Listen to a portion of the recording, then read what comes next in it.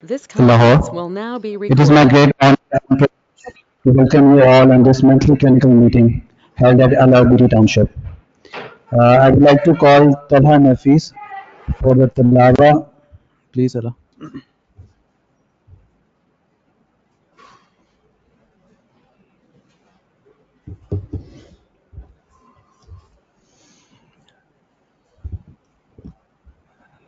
أعوذ بالله من الشيطان الرجيم بسم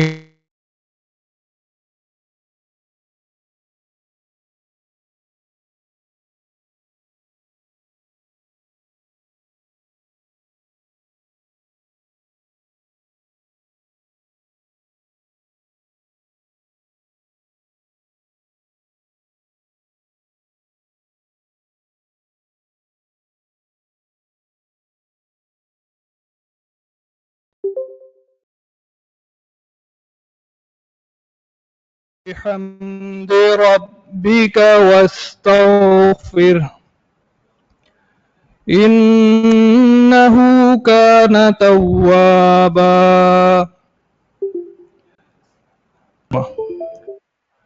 जब अल्लाह की मदद और फतह नसीब हो जाए तो ए नबी तुम देख लो कि लोग फौज दर फौज अल्लाह के दीन में दाखिल हो रहे हैं तो अपने रब की हमद के साथ उसकी तस्बीह करो और उससे मगफरत की दुआ मांगो बेशक वो बड़ा तौबा कबूल करने वाला है सदक़ल्लाहुल अज़ीम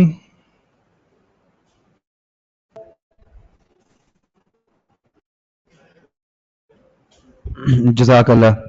I would like to call the Joint Secretary, Professor Arshad Mahmood, to kindly come on stage and open this clinical meeting.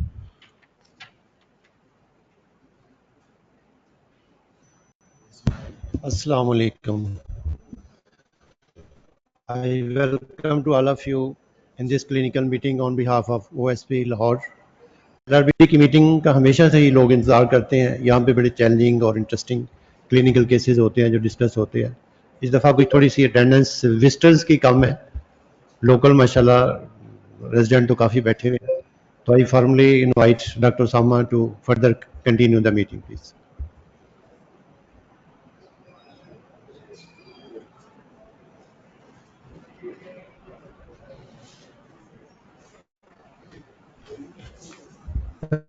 Starting off with the presentations, I would like to call Dr. Awais Tahir to kindly come on stage and start with his presentation. Thank you.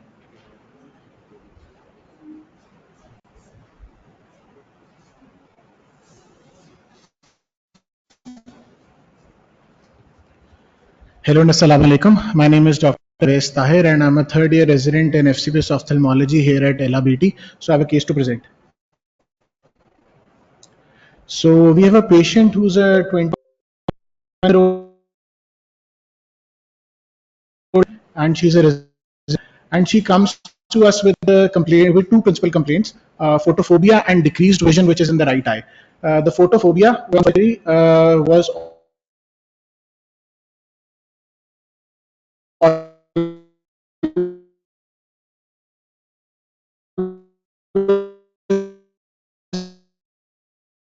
as compared to the night, and it increased in intensity in bright light, it worsened in sunlight, and it was associated with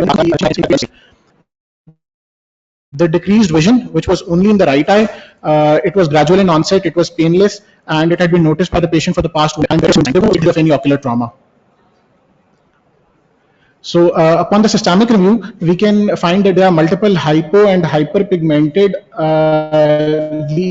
macular lesions of various sizes on the face, hands, forearms, upper torso, and these lesions had first appeared when the patient was 4 years of age, and since then. There was also associated history of photosensitivity. No history of retardation of growth, intellectual impairment, or any hair or nail abnormality. The surgical history was insipid. The drug history that the patient gave was that the patient had used various prescription grade and over-the-counter medication that consisted of topical creams, steroid creams, sunscreen ointments for a skin condition. And he also had to use topical lubricating eye drops whenever the photophobia increased in intensity. So this is the family history and the socioeconomic status. The patient belonged to a low socioeconomic class. Her father was a rickshaw driver, and she has three siblings. One elder sister also exhibits the same condition of photophobia and decreased vision. Her parents had a consanguineous or a cousin marriage, and her brothers, both younger, they had no such disorder of any photophobia or photosensitivity. So this is the general physical examination of the patient, and as I was talking about the multiple discrete hypo and hyperpigmented macular lesions, these are all over the exposed part of the skin. So there's the forehead, the nose, nasal bridge, cheeks, lips, from the hands, dorsum of the hands extending bilaterally up to the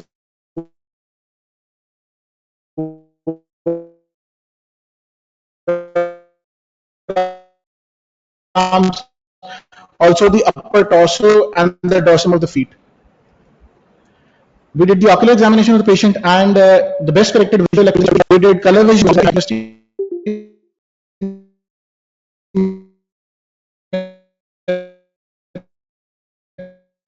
There was no relative afferent pupillary defect. Bilaterally, the pupils were round, regular, reactive to light and accommodation. Found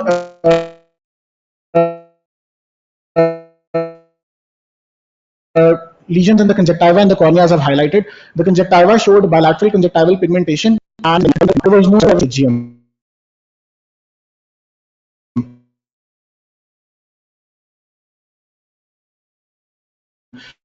The cornea of the right eye, only the right eye, showed moderate corneal scarring with conjunctivalization of the cornea for as I'm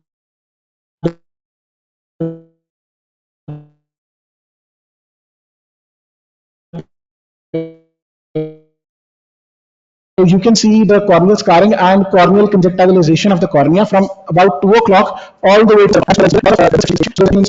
with a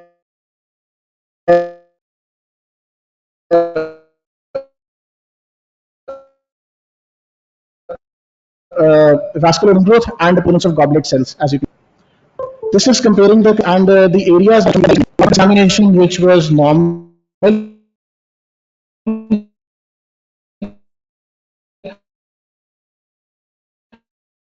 The CD ratio was normal. There was no history of any neovascularization, any degenerative or pigmentary changes in the fundus, and no history of any choroidal edema. So also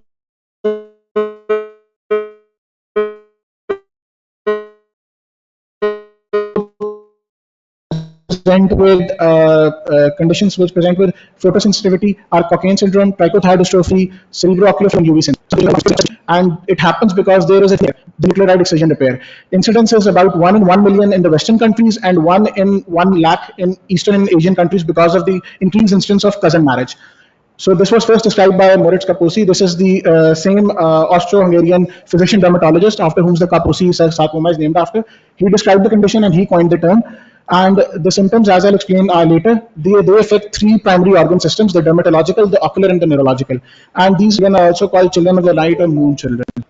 So this picture just depicts the inheritance pattern of the offspring getting a 25% chance. So both the parents have to be carriers with one mutated gene, and then there is a 25% chance that one of the siblings will get the disease.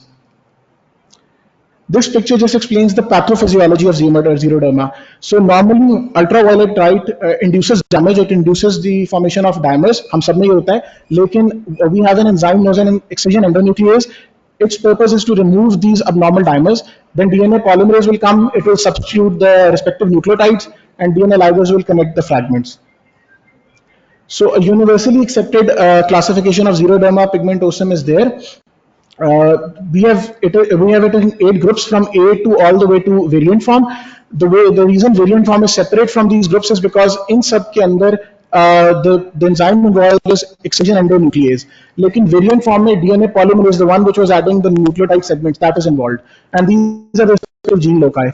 Without going into further detail, the most effective groups with ocular manifestations are group A, group C, and the variant form. So this is a picture that I've established. As I explained earlier, the three organ systems that are involved are the dermatological, neurological, and ocular. The ones that I've highlighted in blue are the ones which are presented in our patient. ये सब हो सकता है, ये वो है जो हुआ था. Hypopigmented and hyperpigmented macules on sun exposed skin, absence of lesions on those parts which the clothes covered, such as basal cell carcinoma, squamous cell carcinoma, malignant melanoma. Neurological, you have dysarthria, you have diminished deep tendon reflexes, sensorineural hearing loss, along with neuroophthalmic such as squint, abnormal extraocular movements. Ocular में, our patient had conjunctival erythema, photophobia, pigmentation, and melanosis. But it could also affect blepharitis, lid lesions, corneal clouding, xerosis, and finally melanoma. Usually, the anterior structures will protect the posterior structures from damage, and the interior structures will exhibit damage more often. And the diagnosis is primarily based on clinical findings, and it is supported by a very detailed history of those symptoms. And you can further augment that final diagnosis by doing DNA analysis for XP gene mutations.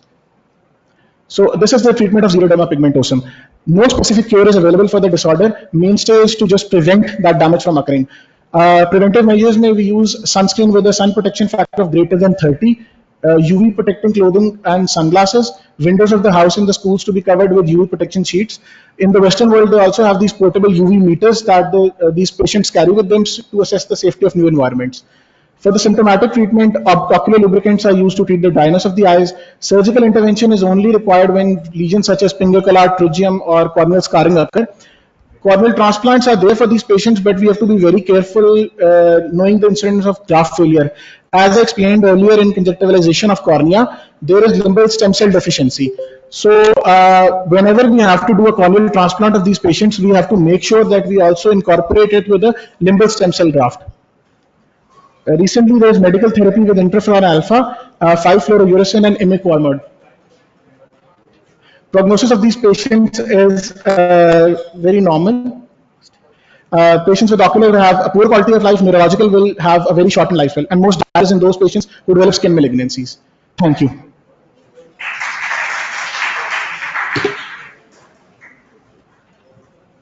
Thank you, Dr. Abbas. For the remaining candidates, I would request to kindly be concise with the presentations and be careful with time. Next on, Dr. Sama Ghazi, please come on stage.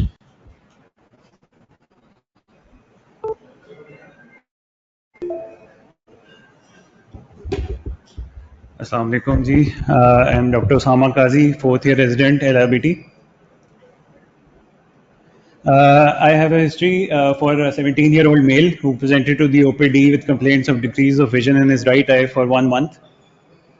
The decrease of vision was rapidly progressive, painless, and without any associated symptoms.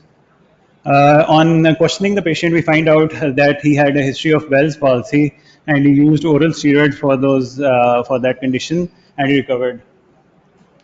There is no other relevant past medical, surgical, or ocular history. There is no use of glasses, eye drops, or any other ocular treatment. No history of trauma. No past history of similar episodes either. On examination, we find out that there is a well-oriented young male sitting comfortably with normal pulse, blood pressure, and he's afebrile. His general ocular examination reveals that his vision in his right eye is hand movement and an IOP of 18 millimeters of mercury. The rest of the right eye examination is normal. The left eye is normal as well. His slit lamp examination revealed keratitic precipitates on his cornea. The anterior chamber showed some activity with +1 cells. The rest was normal, and the left eye was normal as well. When we dilated this patient, we see this lesion. The cup disc ratio is fine. There's a lesion, sort of patch of inflammation just above the fovea, and it has irregular borders, and it had a size of around 1 to 1.5 disc diameters. And there was difficulty in viewing this lesion because of vitreous haze and the vitritis this patient had. So his OCT revealed cystoid macular edema in his right eye. There was also epiretinal membrane, and the left eye was normal. When we sent him for lab workup, we find out that his ESR was raised at 98 millimeters per positive serology for toxoplasmosis, IgG, and IgM. The chest X-ray and TB gold spot were negative. The rest of the labs were normal.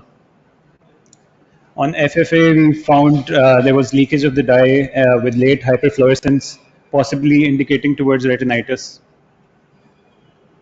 So the patient was diagnosed as ocular toxoplasmosis, and the rationale for that diagnosis was, first of all, he was using oral steroids, and we postulated that he probably acquired some immunocompromised state and developed this disease. And to support our diagnosis, we had the positive serology as well as the typical headlight in the fog appearance. So we started this patient on Septran 800 by 16 and prednisolone 40 mg, and he was also prescribed topical NSAIDs and topical steroids, and he was called for a follow-up.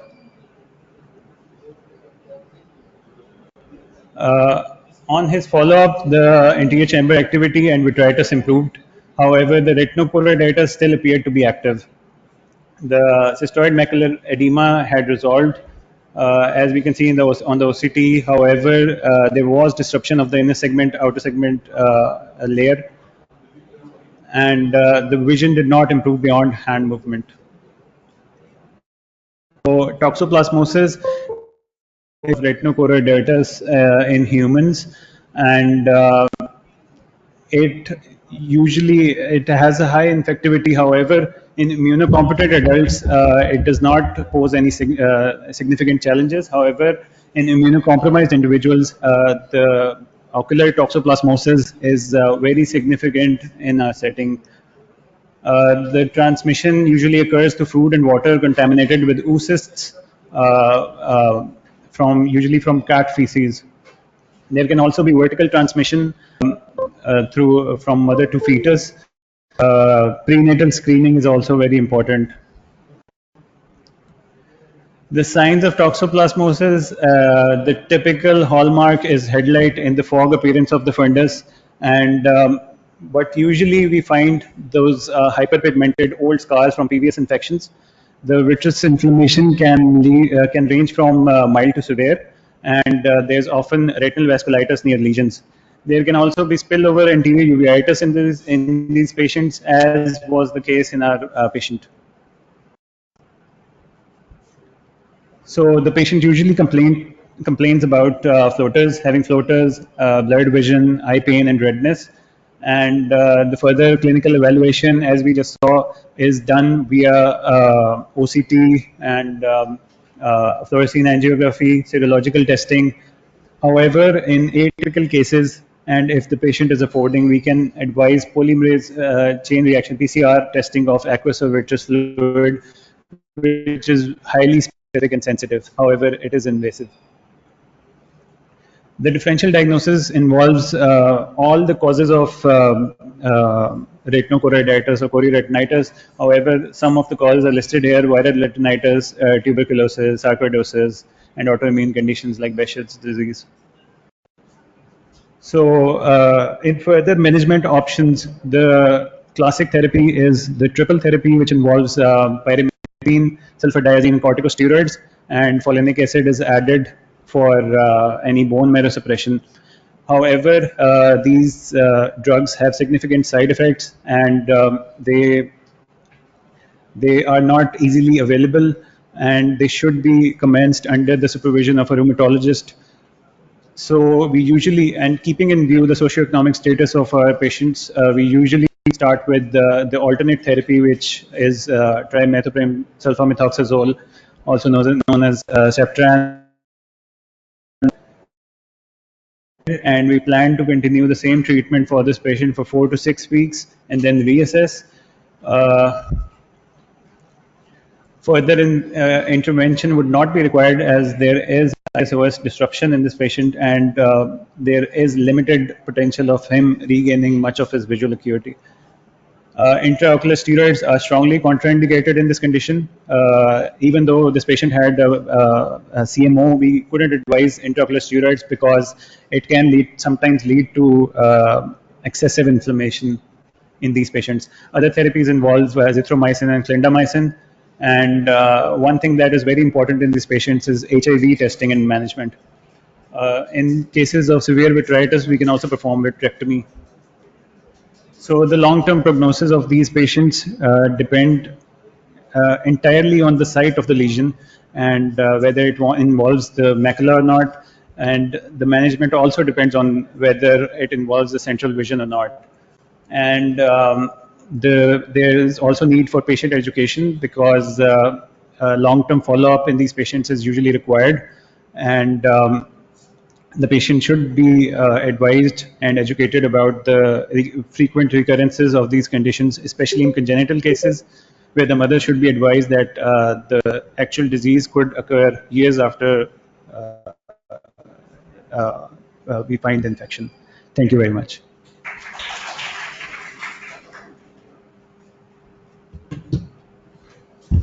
Thank you, Dr. Osama. Next, I would like to call Dr. Talha Nafis to please come on stage.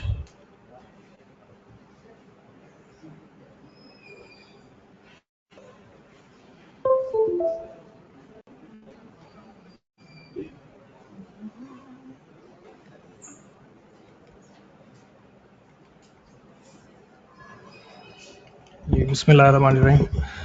Assalamu alaikum. My name is Dr. Talha Nafis, and I am fourth year resident at LRBT here. We had a patient who was 50 years old. He was labored by profession. He presented with the decrease of VN for 3 months. The decrease of VN was now neither improving nor it was worsening. There were no aggravating or relieving factors, and it was not associated with diplopia, headache, or any other associated symptoms. And there was no complaint in the fellow eye.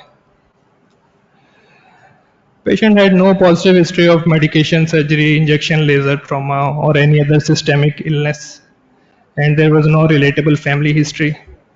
There was no history of allergies, and patient belonged to low socioeconomic status. General physical examination was unremarkable. Blood pressure was a little on the higher side, 140/85. His visual acuity in the right eye did not improve more than counting finger at 1 meter with pinhole. The left eye VN was 6x. The amphilar grid showed positive central scotoma. There was no metamorphopsia or micropsia noted. The pupillary exam was unremarkable. No RAPD, no correctopia, coloboma, etc. The slit lamp examination of the right eye of the anterior segment was unremarkable. However, in the posterior segment, there was an ill-defined yellow-white lesion at the macula. It was fovea about 2/3 disc diameter in size, and this was the lesion in the right eye. The left eye examination was unremarkable, other than he had some lenticular changes. The CD ratio was 0.6 vertically, but the neuroretinal rim was pink and sharp. The rest of the exam was unremarkable. Applanation tonometry was done. IOPs were 15 in the right eye and 16 in the left eye, respectively. So, based on the clinical picture, we made the following differentials: choroidal neovascularization, AMD, retinal angiomatous proliferation, and polypoidal choroidal vasculopathy. So, we did an OCT of the patient. So, this was the OCT macula. There was a prominent ERM. There was disorganization of the retinal inner layers and the disruption of inner segment and outer segment junction. So further we did fluorescein angiography. This was the color fundus picture and this was the red free.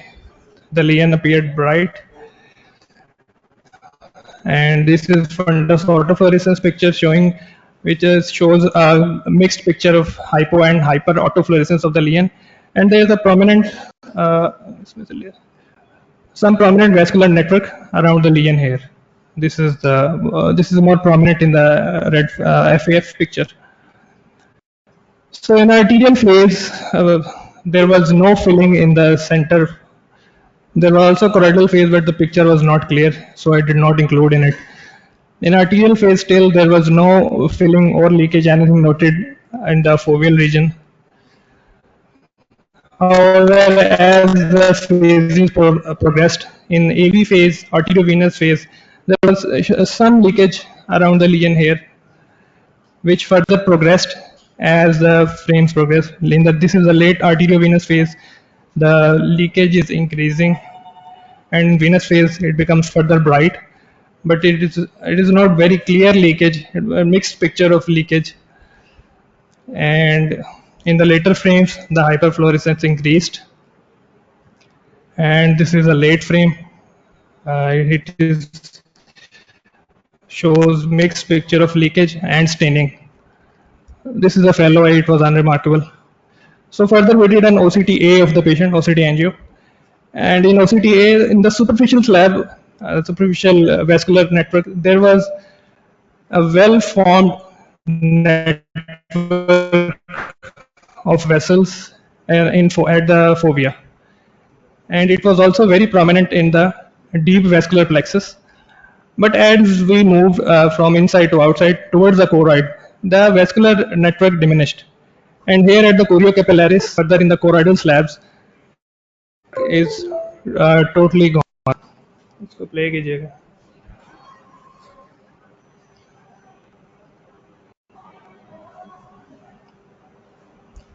इसको play कीजिएगा video को.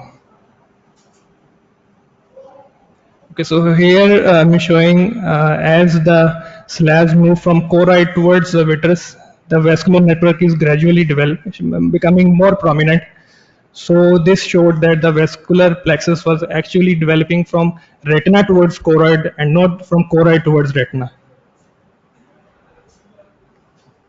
So based on this picture, we formed the diagnosis of retinal angiomatous proliferation. So a little discussion about retinal angiomatous proliferation. It is a neovascularization that starts at retina and progresses into subretinal space. It is distinct from choroidal neovascularization, which originates from the choroid and can erode through retinal pigment epithelium and anastomose with the retina. The incidence in the CAT trial was 10.7. However, in recent studies, it has increased from 10 to 21% of exudative AMD. RAB has 3 stages. In the first stage, there is intraretinal neovascularization. Vessels proliferate, originating from deep capillary plexus and form a retinoretinal anastomosis. In second stage, the neovascularization invades the subretinal space, and in third stage, it joins the choroidal circulation. It becomes a choroidal neovascularization. So these are some causes of retinal angiomatous proliferation: AMD, chronic inflammation, hypoxia, some genetic predispositions, and some retinal pathologies. Management of this condition is anti-VEGF therapy, which shows some good results, and it also is better results in combination with photodynamic therapy. There is some success with photocoagulation of feeder vessels, which may be used in resistant cases. Thank you.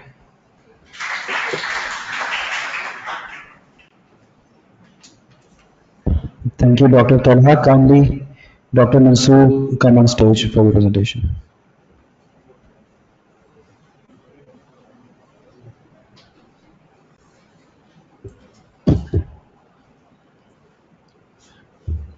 Assalamu alaikum. I am Dr. Rana Mansoor, fourth year resident at LRBT, presenting the case of mystery retinopathy. 18-year-old female patient presented to the OPD with the complaints of sudden decrease of vision in right eye for 3 months. Decrease of vision 3 months back, which was non-progressive and painless without associated any other symptoms. There is no history of trauma, surgery, laser, topical medication and glasses. Patient has a history of ocular injection for decrease of vision, which was periocular steroids 3 months ago, as it was diagnosed as a case of branch retinal vein occlusion. The patient is non-diabetic and non-hypertensive. There is no family history of any other ocular disease. On general physical examination is unremarkable. General ocular examination in right eye, only significant thing is visual acuity, which is 6/60. Slit lamp examination is unremarkable except for the fundus findings. And this is the color fundus of the right eye of the patient, which shows the small reddish orange lesion of associated with the subretinal thickening and exudative maculopathy. This is the OCT of right eye of the picture. It shows the subretinal intraretinal thickening at the level of lesion, and this is the outer plexiform. These are the exudates at the level of outer plexiform at macula. This is a fundus fluorescence angiography which shows the rapid early arterial filling of the lesion without increase in size and intensity throughout all phases.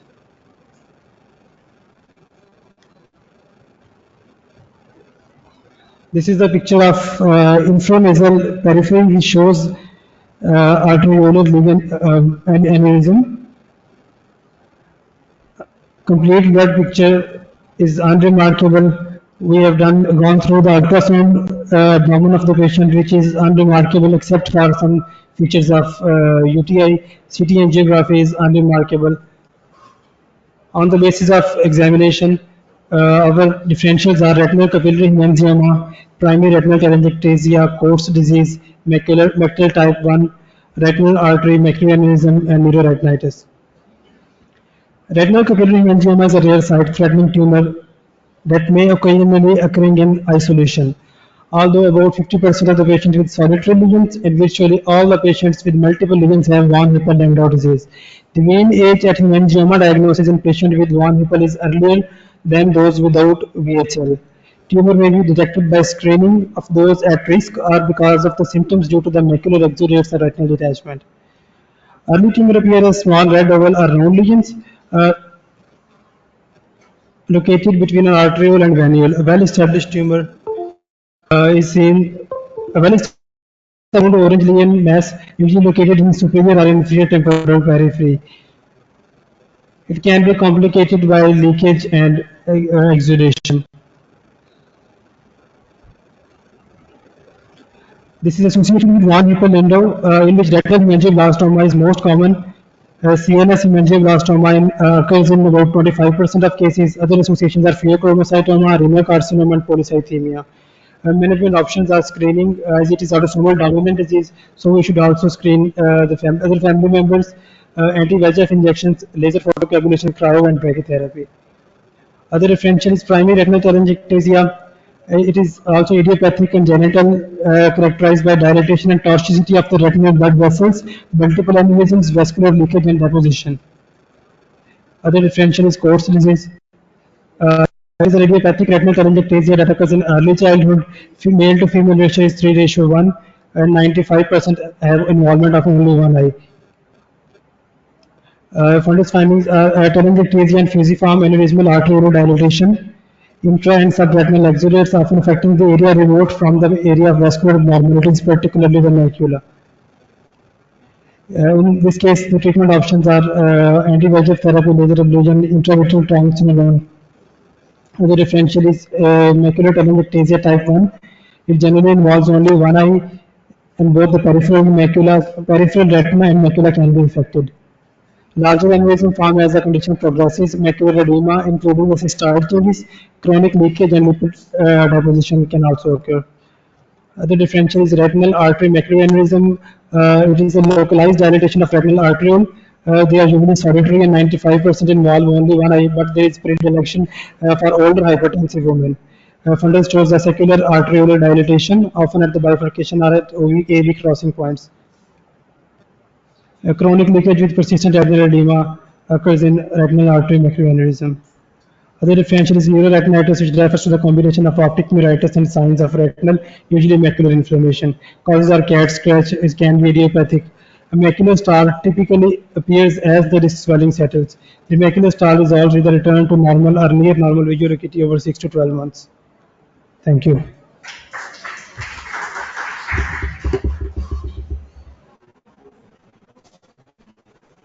Thank you, Dr. Mansoor. Next, I would like to call Dr. Ahmed Anwar to please come on stage.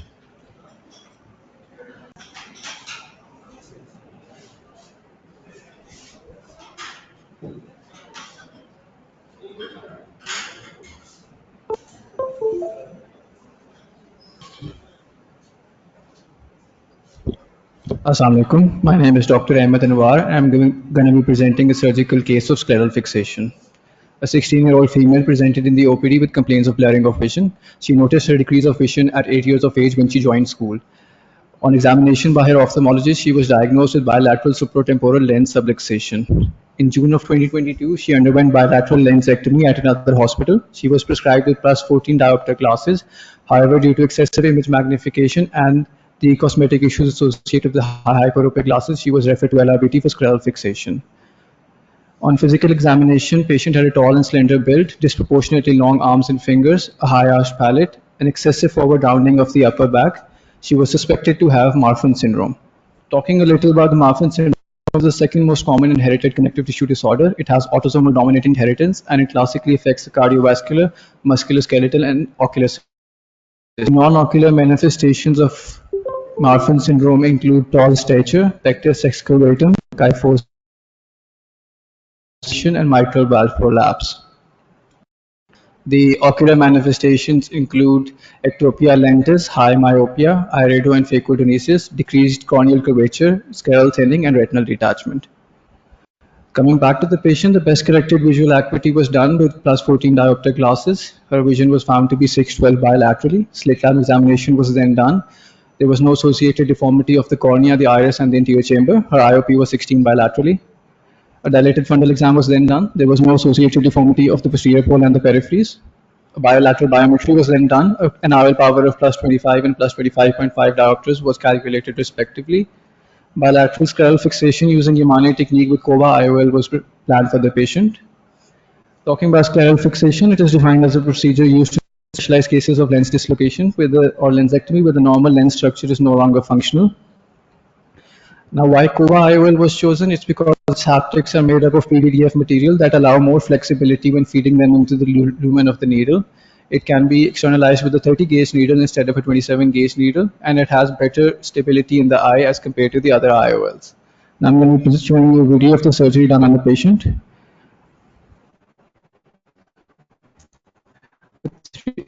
A trocar was inserted 3 millimeter behind the limbus, and infusion line was attached to the trocar. Limbal markings were made at the 3 and 9 o'clock position, 180 degrees apart. Another set of markings was made 1.5 millimeter from the limbus on both sides. Then a 3.2 millimeter incision was made at the 12 o'clock position for IOL implantation. After this had been done, two side ports were mated at the 10 o'clock position and the 2 o'clock position to allow for better manipulation of the haptics. The IOL was just then injected inside the eye. Both the haptics should have been placed on top of the iris. The IOL was then rotated and both the haptics were allowed to rest on top of the iris. A 30 gauge needle was then traversed into the sclera and then angled. One haptic was carefully grasped and fed inside the lumen of the needle.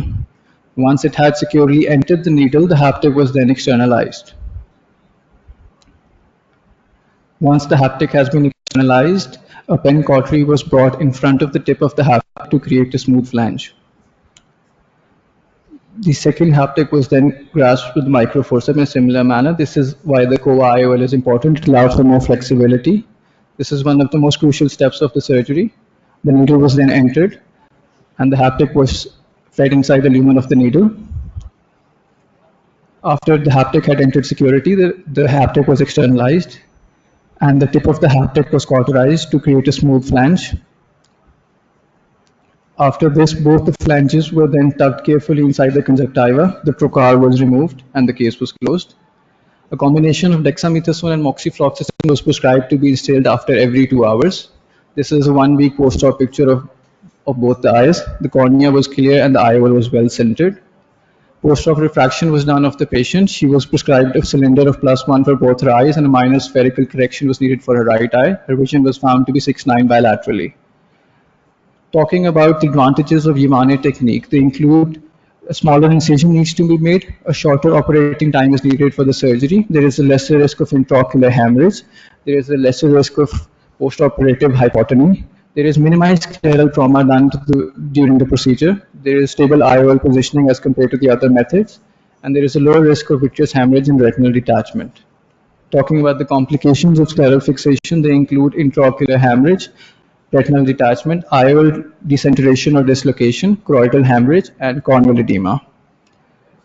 Concluding the presentation, scleral fixation is an effective technique in patients lacking enough posterior capsular support. It is a surgically demanding technique, but has promising outcomes for the patient's better quality of life. Thank you for your attention.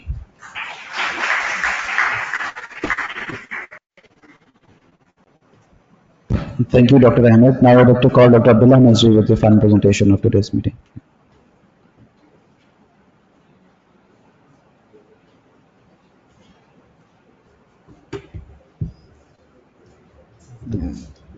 Assalamu alaikum everyone. I'm Dr. Muhammad Abdullah Nazri, working as second year PGR at LRBT Township.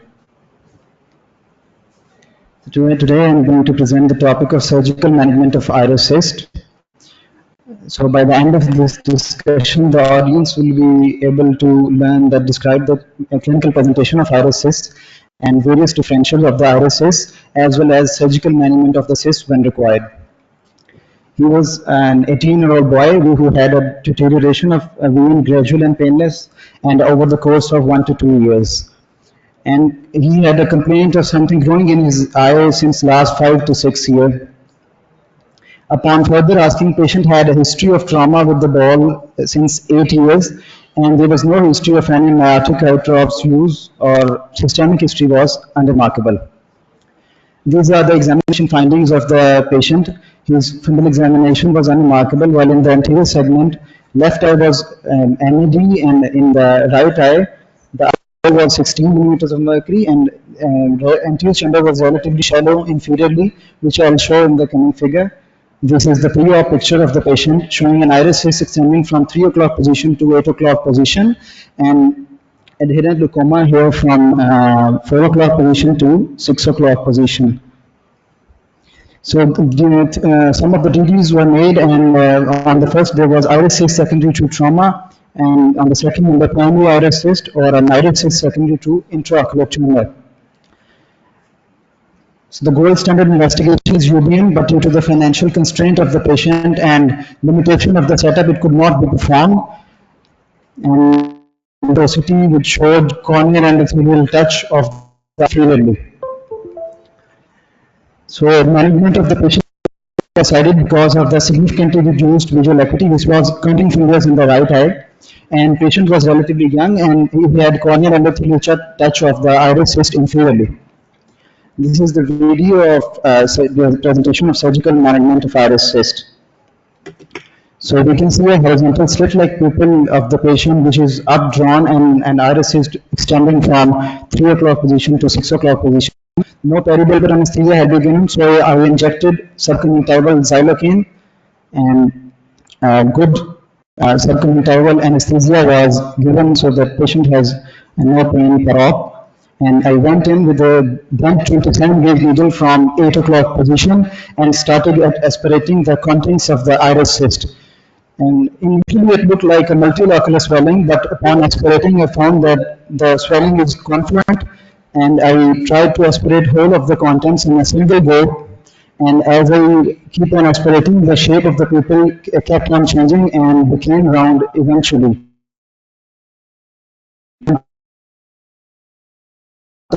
And carefully aspirated all of the contents of the iris cyst. Then I enlarged the incision with the help of number 11 blade, as I had to dissect the adherent glaucoma of the patient, and went in with a 27 gauge needle and used the bevel of the needle to dissect the adherent glaucoma inferiorly. And carefully taking care that the needle should not touch the descending membrane, corneal endothelium of the patient. And then I went in with a gel vascular cannula and tried to dissect the remaining adherent glaucoma. I was unable to do so, and further enlarged the incision with 11 blade and went in with vena scissors eventually, and carefully cut the adherent glaucoma's attachment to the corneal endothelium.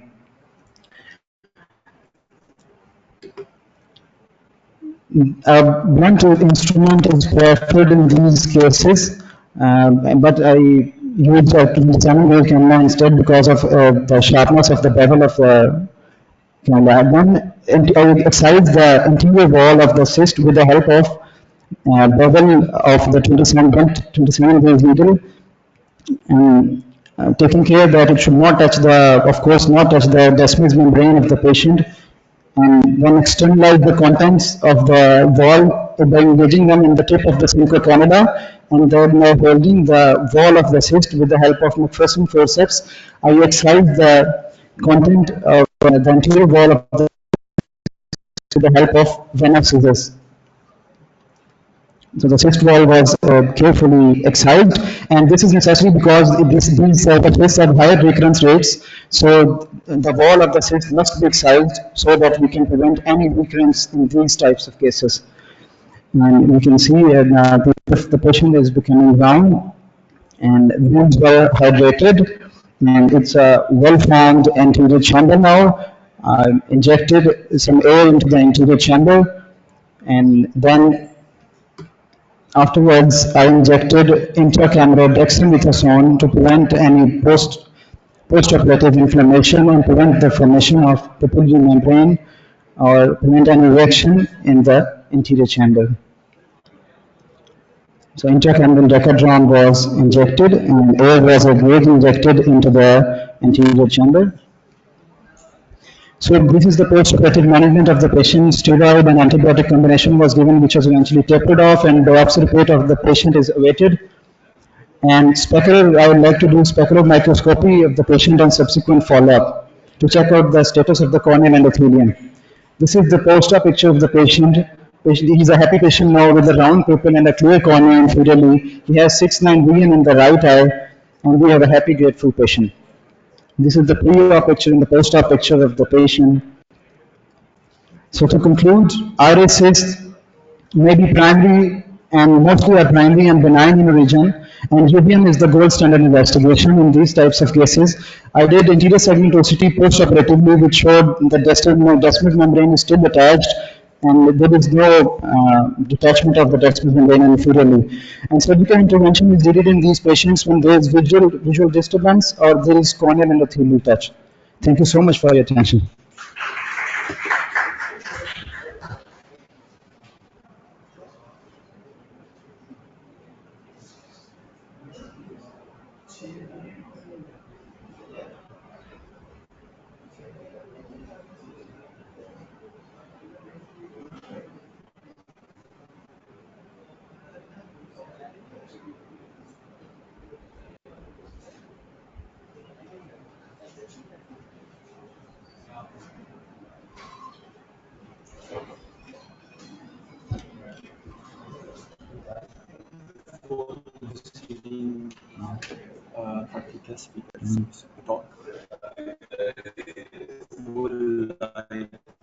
The audience any queries for this lecture so far?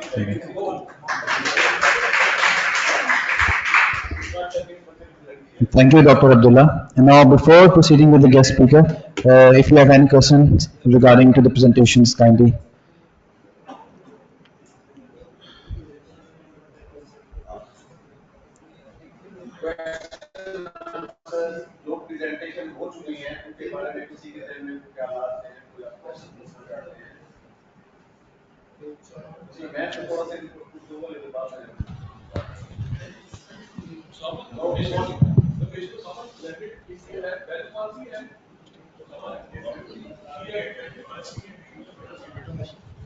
So, do you think when he came to you, probably he was already on steroids?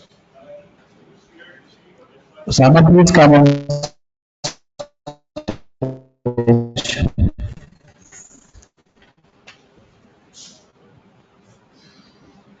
So, is there any association of the development of posterior uveitis along with that type of lesion? He had Bell palsy and hemiplegia as well, I think. There is no direct association for these lesions. However, he used steroids from an allopathic medical specialist as well as from a period of time. Then was advised, and we postulated that the use of steroids was associated with an immunocompromised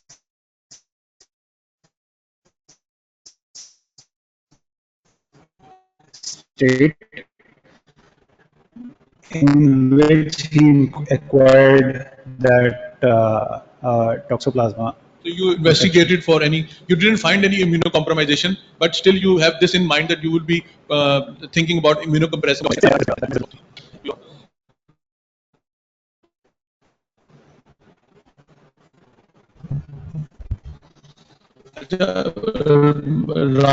Rana Mansoor case was about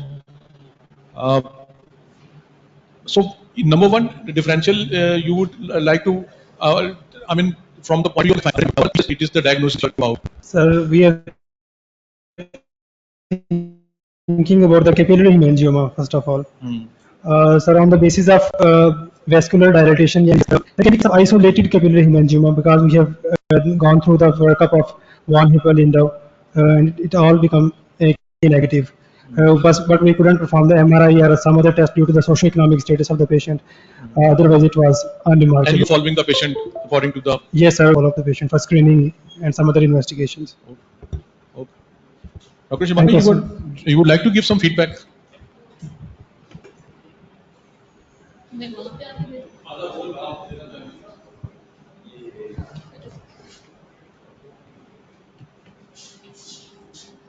अस्सलाम वालेकुम sorry actually doctor Humaira को पता है कि doctor Humaira के बाद communication skill की workshops जो हैं वो हम कंडक्ट मैं करवा रही थी जिसमें पावर पॉइंट प्रेजेंटेशंस की वर्कशॉप और वो उसमें मैं फैसिलिटेटर थी इसलिए मैं उस पॉइंट ऑफ व्यू से थोड़ा सा आप लोगों को ऐड करना चाह रही हूँ पहले तो सब कॉन्ग्रेचुलेशन सबकी बहुत अच्छी प्रेजेंटेशंस थी बहुत अच्छा कंटेंट था और बहुत वेरी वेल प्रेजेंटेड और उनको पॉलिश कर लें तो इंशाल्लाह ताला और बेहतर हो जाएगा क्योंकि अब अपकमिंग हमारी कॉन्फ्रेंस भी आ रही है तो उसमें आप लोगों की प्रेजेंटेशन और ज़्यादा अच्छी हो जाए फॉन्ट साइज जो है वो आपका कुछ बच्चों का बहुत ही छोटा था कुछ बच्चों की कंजेस्टेड थी अगर आप तीसरी चीज़ ये कि आप अगर जो आप बता रहे हो बेटे अगर आप उसके साथ साथ पिक्चर्स उसके साथ ही रखें एक ही स्लाइड के ऊपर तो आप बुलेट्स में पॉइंट रखें आपका जो केस प्रेजेंटेशन है उसमें कुछ बच्चों की काफ़ी ज़्यादा कंजेस्टेड थी और वो दूसरा ये होता है कि खड़े होने का रीडिंग कर रहे हो ना बेटे आप में से एक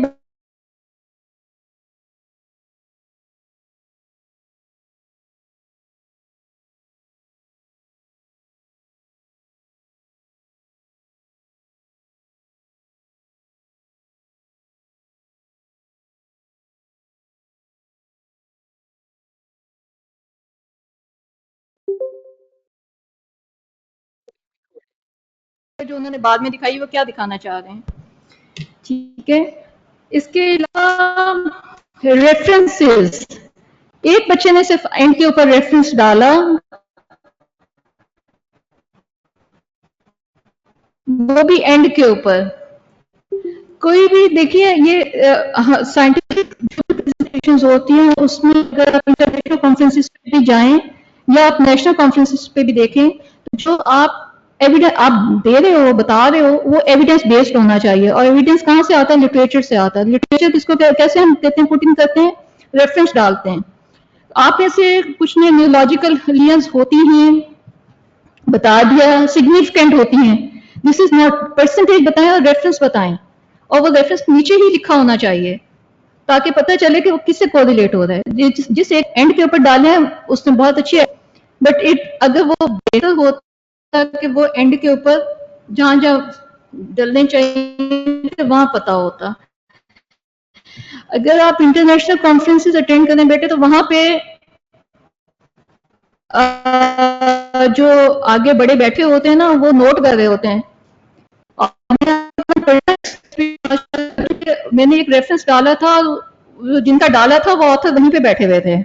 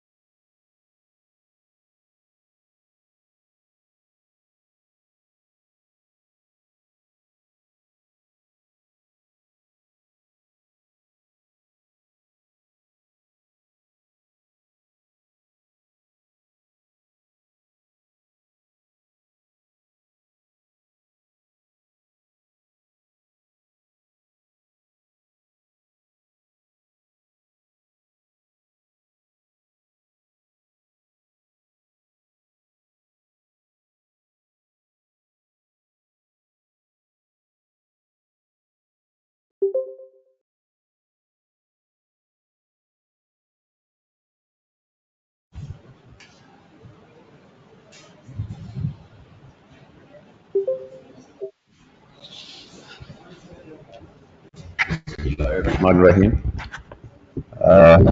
जैसे आप सबको पता है कि मुझे हमेशा यहाँ आके बहुत खुशी होती है और इस बार जो है कंसिडरिंग यंग लॉट एक जो टॉपिक है यूवेइटिस उसके लिए मैंने एक ऐसे शख्स से रिक्वेस्ट की है, शायद आप जरा उनको कम जानते हैं, professor Mohammad Haroon, who is working as head of rheumatology department in Fatma Memorial Hospital and consultant rheumatologist in Doctors Hospital. आपको याद होगा कि एक वक्त था, पहले तो हर कॉन्सेप्ट ही कम था कि यूवेइटिस के पेशेंट को हम रेफर करें रूमेटोलॉजी के पास, बहुत कम किया जाता था। फिर जब स्टार्ट हुआ तो हमारे फील्ड में कमी बहुत थी रूमेटोलॉजिस्ट की। एक होती थी प्रोफेसर बड़ी पर्सन, लेकिन वो टाइम नहीं होता था, तो इसलिए यूवेइटिस मैं समझता हूँ कि थोड़ा बहुत मिसमैनेज होता था, बल्कि थोड़ा बहुत नहीं, काफी सारा मिसमैनेज होता था। तो अब माशाल्लाह रूमेटोलॉजिस्ट अवेलेबल हैं काफी। प्रोफेसर मोहम्मद हारून, इन्होंने मेंबरशिप फेलोशिप यूके से की और फिर फर्दर स्टडीज के लिए ये यूएस से भी गए, आयरलैंड भी गए और ही इज हैविंग उन्होंने रिसर्च वर्क बहुत किया, स्पेशली यूवेइटिस पे in UK, in Ireland and USA, and he is having special interest in uveitis. So I requested him to please come here to enlighten us about uveitis, especially the problem of sarcoidosis. Sarcoidosis is it's not a very uncommon condition which usually causes uveitis. So I would like to give him a big hand. He is a very confident person, and I always work as a team member in uveitis with him. Professor Mohammed Arun, please.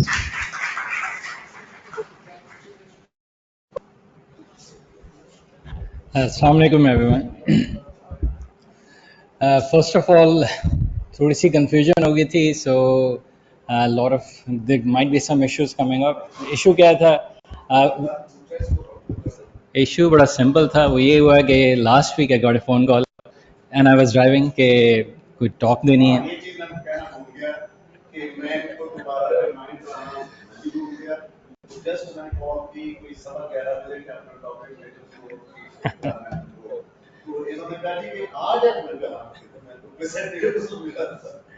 क्योंकि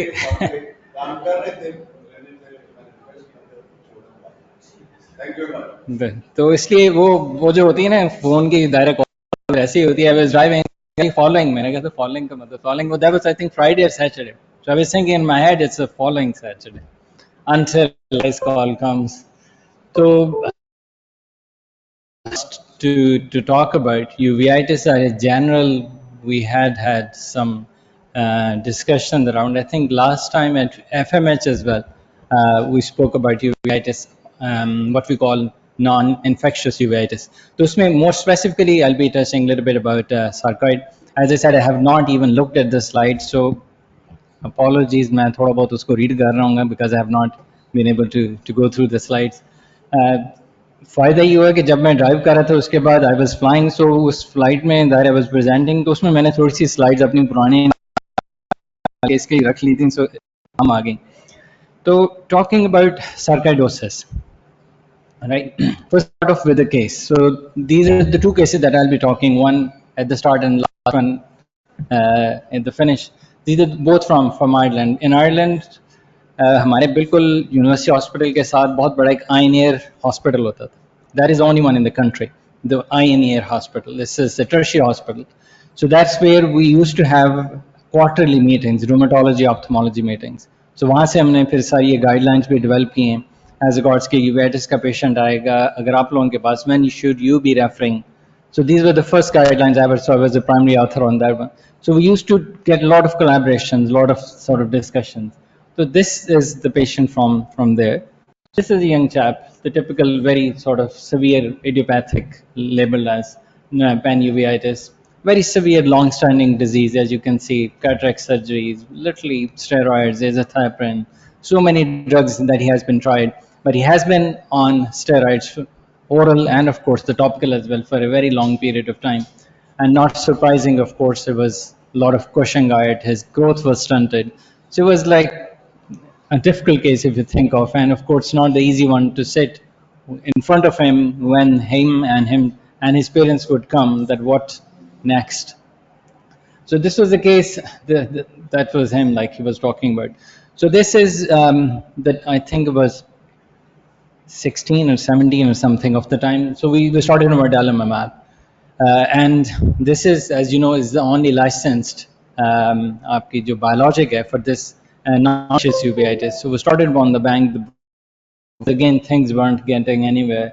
And since then, the last my sort of discussion when we had some case presentation, so he is still doing very, very well on a very sort of low dose of the biologics. So talking about, so just want to highlight a simple straightforward case is that these of course are very difficult cases, very, very difficult regarding the eye outcomes are not that good in the long run if you're not going to treat it early and treating it hard. But again, with the right treatments, definitely there are good outcomes that we can anticipate. So talking about the sarcoid, we know it's a chronic, of course, an autoimmune, idiopathic, of course, and we don't know the etiology much, but we know it's a granulomatous disease. It is a multisystemic disease, right? And we know about the characteristic histological picture is, of course, those granulomas, those epithelioid granulomas, right, that we all know about. And of course, differentiating it from TB, these are the non-caseating granulomas compared to the caseating one that we see in the TB. There's a lot of genetic background to it. For example, there's one of the studies has clearly shown that the odds ratio of the siblings in the first degree is 5.8, means 5.8 times high risk of the siblings to get this particular disease, and in the first degree relatives it's 3.8. So it does run in the family. And the recent one again from the Northern Europe, even up to 66% heritability of this particular disease, means like this, it does run in the families quite a bit. So if you do see some patient, because the diagnostic dilemma I'll touch a little bit because it's very difficult to diagnose like objectively these patients. So if you do come across with a patient, do tell the patient and their families that it does run strongly in the family, so that if they do see some of the other patients, so does raise the bell. So regarding looking at ocular complications, of course, we know that the typical, of course, it usually involves the thoracic. That's how it presents. Usually bilateral hilar lymph nodes are affected, your parenchymal lung disease is there, and the different other Lofgren syndrome, for example, the parotids involvement, the high grade temperature. So that is the usual, the standard, the systemic sort of the manifestation. But again, there is a lot of times the ocular involvement. So 55% of the patient, 55, more than 50% of the sarcoid patient would have some form of ophthalmological complication, and 30% of that thereabouts would be uveitis. So there's a lot of ophthalmological involvement in these patients, right?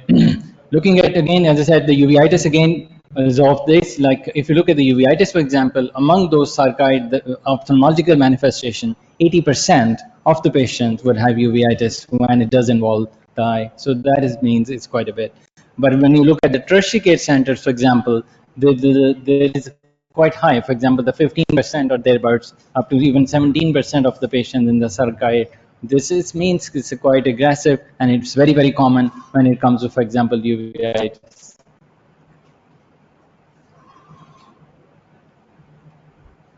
So two phenotypes are typically we see. I'm just going to talk about little facts so that we are clear which disease are we going to be talking about. So the two phenotypes, the first one is the typical one that we see usually. But there's also another phenotype which is little older age. So usually what we see and what I see, mostly more than 80% of the patients are usually of the younger age group. But we should also be mindful of the other group as well, which is a little older group that can come also, that can present with this one. Of course, it can be all the chambers of your eyes can be affected. anterior, intermediate, and of course the pan uveitis is also very, very common as well. And anterior uveitis, as I mentioned there earlier as well, that it does involve quite a bit. And the bilateral involvement, that is a very classic one. So what I generally see is because the second group that what we deal with is the spondyloarthritis group. That's you tend to see acute anterior uveitis or any form, but they are usually unilateral. They could be alternating, but we do not see bilateral involvement in spondyloarthritis patient. Almost always, put it this way. But if we do see there's a bilateral uveitis, then definitely uveitis comes a little bit higher on, and at least when you talk of non-infectious uveitis. So we know about the Sun working group. We'll look into that as well. And this the working group has also come up with some recommendations. But if you look at 2020 American Thoracic Society, because they're the one that look after, of course, the sarcoid, because usually it's the lung involvement is in this one. And they do recommend, they do suggest that every sarcoid patient should get ophthalmological assessment done. However, if you look at one of the prospective study, for example, of the 49 patients, when they looked at that how much value is that every sarcoid patient should be assessed or not, then they do not find any particular value of getting sort of the regular assessment. So means if there is symptom, then these patients should be assessed by you guys rather than the routine assessments. So this is the criteria, the Sun working group one, right? So usually the criteria, the simple standard, the compatible uveitis picture, right? Anterior, intermediate, posterior, but the pan uveitis is the one that usually in the tertiary care centers you guys are going to come across with. And naturally the tissue biopsy remains the gold standard, but the bilateral hilar lymphadenopathy in the right settings, of course, that adds a lot of value to it. And exclusions are important, that of course we need to make sure that there isn't any other pathology. And of course the important ones are the syphilis and the infectious, the TB wise, right? And this is again the recommendation. This is the exclusion. Of course you exclude the intraarticular sign. These of course you guys of course guide us with that what it does in terms of the when you look at the intraarticular one. But this come across with, I remember our ophthalmological colleagues would take this as quite serious whenever there is these keratotic mutton fat, they used to call it. But I'm sure you guys, like as I said, these are all French to us, so you guys tell us what the intraarticular signs are, and for us these are important, right? So if any of those ones comes up with, and then we look at from our end on those ones, looking at the hilar lymphadenopathy, naturally, of course, we need to be mindful to exclude TB, and that's why, of course, these are important that we deal with, right? Lysozyme, we don't do it. I don't think it's as such easily commercially available. But the BAL, of course, is when we get the bronchoalveolar lavage done. So these are the few sort of clinical parameters that we tend to deal with so that we can make some sort of the definitive diagnosis. As I said, the biopsy is not that straightforward. And I'll tell you the reason why is that, right? So these are the few things that are going to be helpful. So that's what, this is the working group one. They come up with the definite ocular sarcoid, presumed or the probable one, depending on how many features of those. So these are easily available on the site. So talking a little about the anterior uveitis and all this, I mean, we know about this is all granulomatous, but again, we need to be mindful that the granulomatous, of course, the TB is also the granulomatous, which is very, very common, which is, we are already in an endemic population. And again, not all that will be dealing with the granulomas. For example, if you look at more than half of the patient have non-granulomatous uveitis. So it means this is not just the granuloma alone.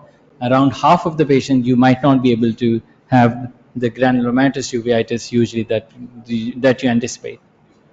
Intermediate uveitis, of course, again, the vitritis and the most important one that I remember our sort of ophthalmologist would remind us all the time is that when they do write down in any patient with a string of ball appearance or the snowball sort of, that at least from the rheumatologic end, like our sort of the threshold about thinking about the immune mediated uveitis or especially sarcoid related uveitis, that would be high on our cards.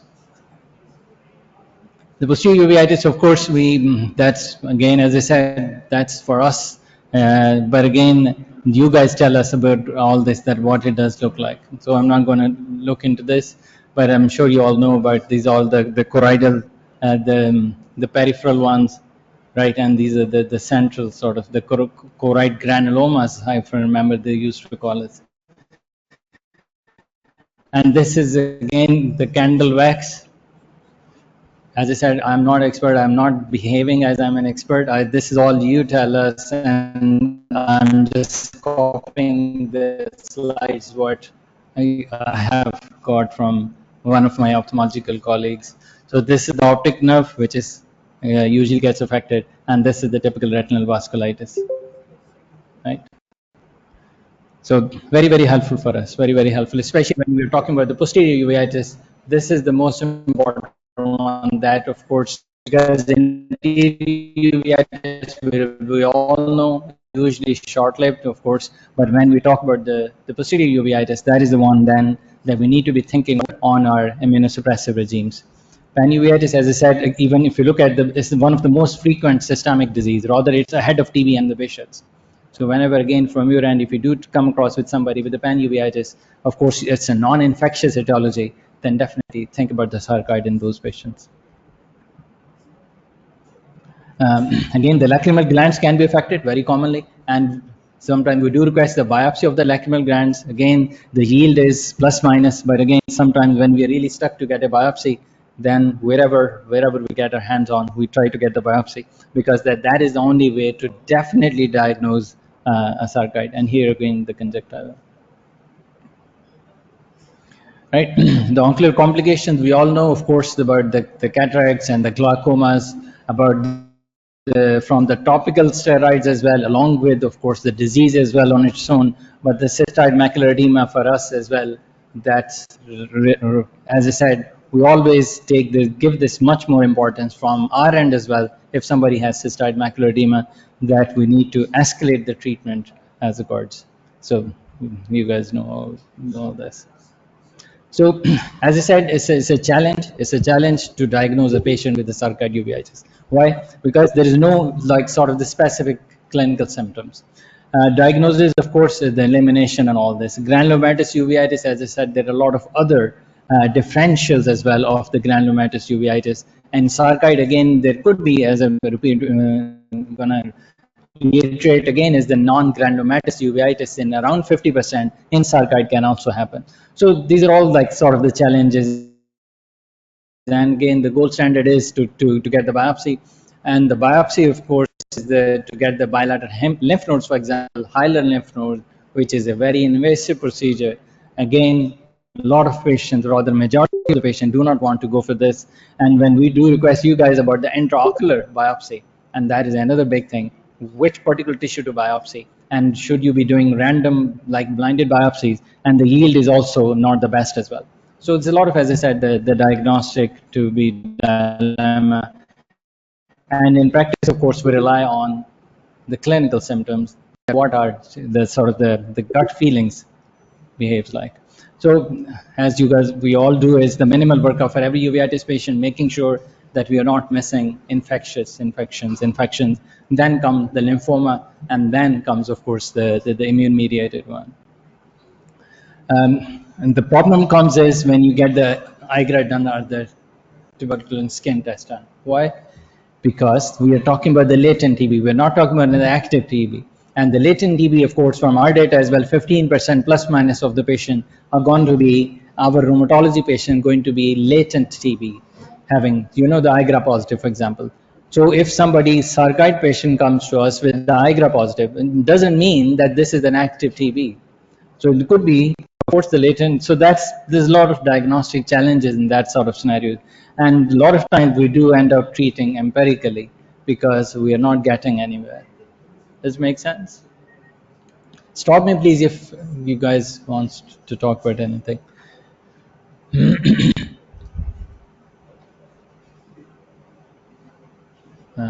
Sorry. Right?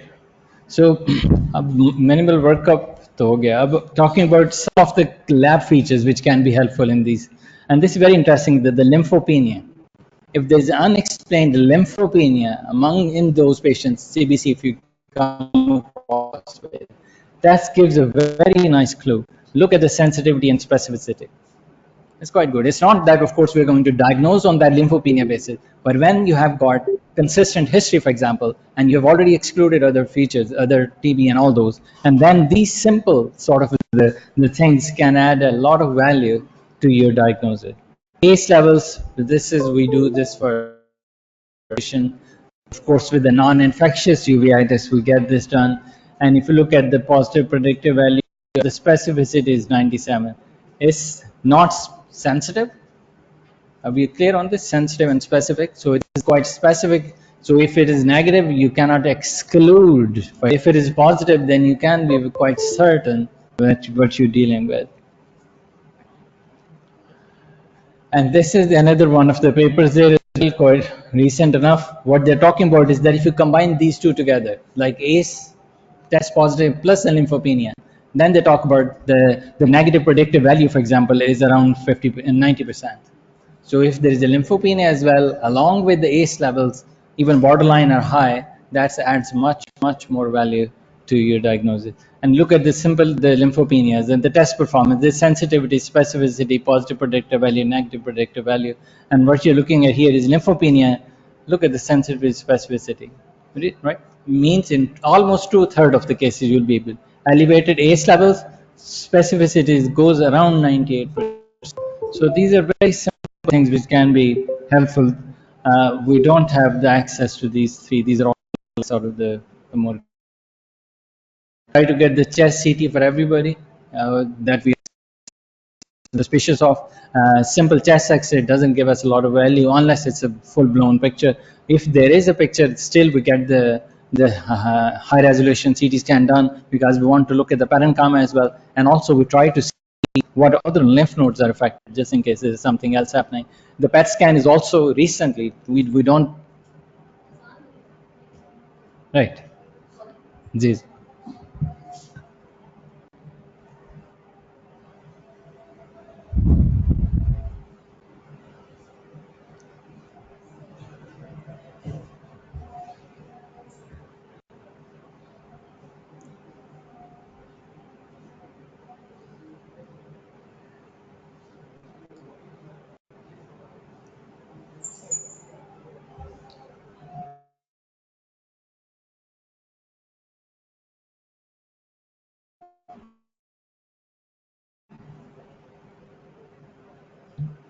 Right. So I was talking about the PET scan. I don't have any personal experience of requesting any patient for the PET scan. But if you look at the evidence, for example, it's gaining, definitely gaining percent of the scan. And of course, X-rays, everything is normal, but the PET scan will be able to detect some positive signals. And especially in these sort of scenarios, it can be very helpful in the cases of extra pulmonary sarcoid. For example, if this is a cardiac sarcoid, neurosarcoid, or in somewhere else. So at least the PET scan can give us a very good clue that where to target the biopsy, which particular organ or site should be exposed to biopsy.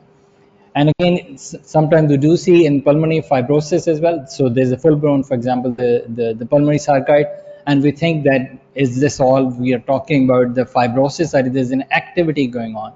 So in those cases, these PET scans can be helpful to know that there's an active inflammation going on that we can target. And again, to assess the response to treatment, not a lot of times. Of course, when you look at the invasive, for example, so the BAL one is always much high on the list. Even the asymptomatic patients, even you talk about the patient who doesn't have the hilar lymphadenopathy, for example, if you do get the bronchoscope and get the BAL done, that gives us a lot more helpful. Because if you look at the CD4, for example, CD4 and CD8, the counts there, so that's more than 80 to 90% of the positive predictive value of those ones.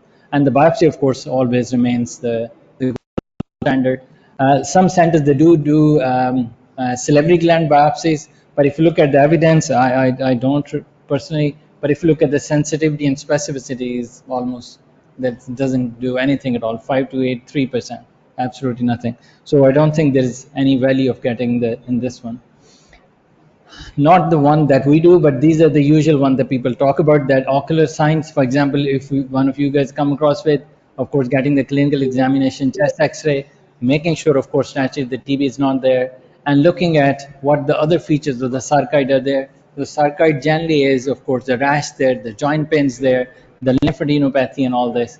And if it is there, then we try to get the biopsy of the lymph node, for example, right? So if the biopsy, of course, is we cannot, then we get the chest X-ray or the PET scan done. But we're happy to take the patient at this level if you want. But if you think that there is a high suspicion, or rather I would suggest that every patient, do you think is a non-infectious uveitis, and of course you think is going to be either chronic, you know, the uveitis. What I know, the chronic uveitis, what we talk about chronic uveitis is the uveitis is persistent or keep on recurring within a few weeks for 3 months, that we should be classifying as chronic uveitis, and we should be involved. And of course, that patient should be started on immunosuppressive from day one. Visual prognosis is good enough, so we don't need to talking about the management, for example. So that's where we come in.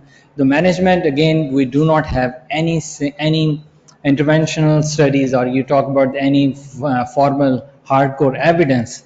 We all talk about non-infectious uveitis, and the sarcoid patients are included on those trials. So it's all about, for example, if you look at the ERS, they didn't take a position that how would you be treating the ocular sarcoid, because we do not have even a single study talking about any randomized control trial or something. Of course, there are observation studies which I'll highlight. One of those ones. So systemic therapy, again, that's the dilemma. Of course, is there's like a teeter-totter. If you talk about, we all. So again, as I said, the cataracts and the glaucoma, of course, your uveitis can also give you the same, but at the same time, the topical treatments can also end up giving you cataract and glaucoma. CME, of course, is the main one that we need to be bothered about. Of course, the topical ones you guys guide us with, but for me, in any patient, as I said, with anterior uveitis, definitely with the intermediate and posterior uveitis, I do not wait for intermediate or posterior uveitis. I usually see is, or at least the patient that they come up with us as the patient who are having some persistent disease or some chronic disease. On those cases, I jump straight onto the immunosuppressives and with oral steroids without any delay. Anterior uveitis, of course, we can wait and watch. But again, if somebody does have some recurrent anterior uveitis even, we shouldn't take it light, of course. Again, we know the topical steroids, of course, doesn't go to the posterior segment, but I don't know how much you guys do, but in Ireland, they used to do quite a lot of the intravitreal implants and all this. But this trial didn't show much benefit even after 2 years of the implants. So, right. So systemic treatment again is, of course, the bilateral severe glaucoma, especially in the patient with the severe glaucoma. We had a patient quite recently as well that we shared with Hassan. That patient came up with a very sort of severe acute anterior uveitis, but at the same time, that lady also had the glaucoma. So of course, the moment the topical steroids were given, naturally the glaucoma and all these got worse. So we had to like sort of go with some other ways, other immunosuppressive, the biologics. We had to end up going from straight on rather than the steroids. Right.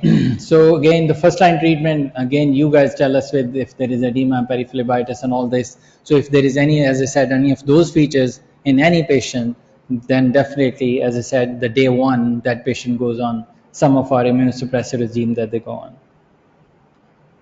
on. Again, that there's a good response and all this. So I don't, comparison, if you look at, for example, there are very nice studies done. The only drug which is licensed when you talk of non-infectious is the adalimumab. But again, all the biologics, especially the monoclonal antibodies, they are the ones which are very, very effective. But if you're talking about our oral drugs, methotrexate, number one, आपकी जो cyclosporin, and number two, the Cellcept or the mycophenolate mofetil, that is the third one. These are the ones that we usually use, but there's only one study this shown that there is a superiority of methotrexate in these patients. So what we generally try to do is that we start with the methotrexate for almost every single patient. Unless there are issues, then we move on to either mycophenolate or something else. This is again very standard. The same, this is the typical that we thought. I personally thought is we are dealing with a case, right? So if you look at this patient, progressive decrease last year, fatigue, there's a significant weight loss, swollen glands in the neck. I mean, that's what you're looking at, you know. So complaint of the blurring and all this. There's no personal family history. He was a quite high-end sort of professional. So, but again, he was traveling a lot, so I thought this TB purely based on his weight loss. Right, so gradually his eye got a lot worse.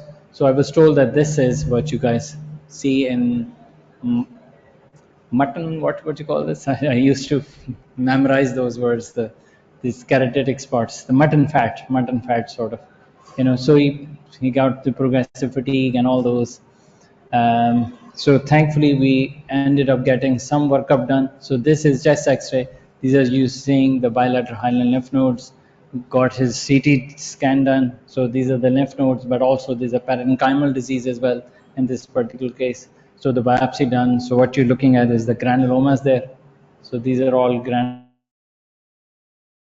the non-caseating granulomas in that end, because he was able to afford and he was happy to go across for all those immunosuppressive and invasive sort of procedures. That's me. Thank you. Questions?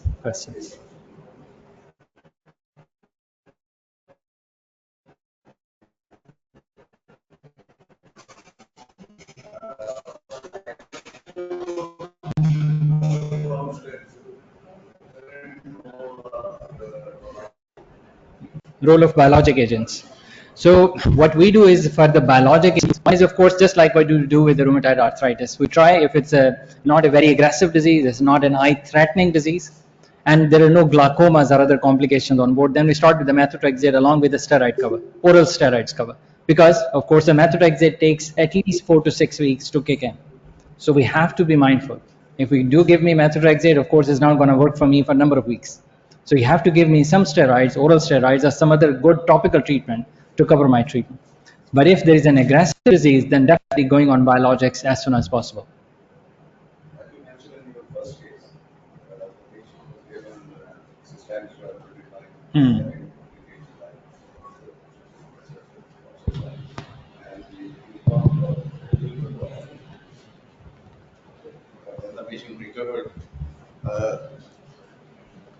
मैं पूछना ये चाहता हूँ कि क्या हमारे यहाँ पे इतने ये पेशेंट अफोर्डिंग होते हैं, क्या कितना अरसा आपने देना उसको, सिर्फ एक इंजेक्शन देना है, 2 देने हैं, 10 देने, कितने से बाद रिपीट करना है? I mean, that's the dilemma of all autoimmune diseases, because we do not know how long we have to continue. Of course, we do end up saying that this is a chronic, it's a long-term disease. So what I do is I have almost 3-4 dozen or 40 something patients जो biologics पे हैं with uveitis. तो उसमें क्या करते हैं हम, the moment the disease goes quiet, so we try to reduce down the dosage. क्यों? क्योंकि उनके complications हैं. Main complication क्या है? Because we are in an endemic TB country, so the reactivation of TB is quite high. तो इसलिए इन biologics का हमें सबसे बड़ा issue ये है. So apart from the cost issue तो है ही है, लेकिन उसके लिए वो ज़ाहिर काफ़ी, जैसे हमारे पास कुछ ज़ाहिर है डोनेशन पे बहुत पेशेंट्स हैं, ऑलमोस्ट मोर देन 300-400 पेशेंट्स हैं जो बायोलॉजिक्स फ्री ऑफ कॉस्ट लेके जाते हैं, तो कोई ना कोई मिल जाता है ज़ाहिर है जिससे. तो लेकिन the important issue is the same, that we have to reduce down the dosages and we have to keep on some maintenance dose. वो सबके लिए होती है. जैसे JIA के पेशेंट है यूवीआइटिस में, these biologics work extremely well, not only for the disease but for the eye as well. तो उनको भी हम बहुत मिनिमम ड्रग्स पे ले आते हैं. जैसे आज ही 1-2 पेशेंट थे यंग बच्चे, वो 3 मंथली बायोलॉजिक पे आते हैं, हालांकि वो ये अडालिमैब की जो प्रॉपर डोजेज है एवरी 2 वीक फोर्टनाइट, अब वो 3 मंथ्स में एक दफ़ा आते हैं, इंजेक्शन लगवाते हैं, ऑफ द गो. लेकिन मैं उनको रिस्क नहीं लेना चाहता लुकिंग एट देयर आई कि मैं मुकम्मल बंद करूँ, क्योंकि एक दो को ट्राई किया है तो डिजीज फिर वापस आई थी, आपको फिर वही साइकिल रिपीट करना पड़ता है कि ज़ाहिर आप बिला वजह स्टेरॉइड्स पे भी जा रहे हैं, बिला वजह और चीज़ों पे जा रहे हैं. और इन बच्चों का ये इशू होता है, we have to be sort of reducing the exposure of steroids, oral systemic steroids, क्योंकि इनकी ग्रोथ बड़ी जल्दी स्टंट हो जाती है.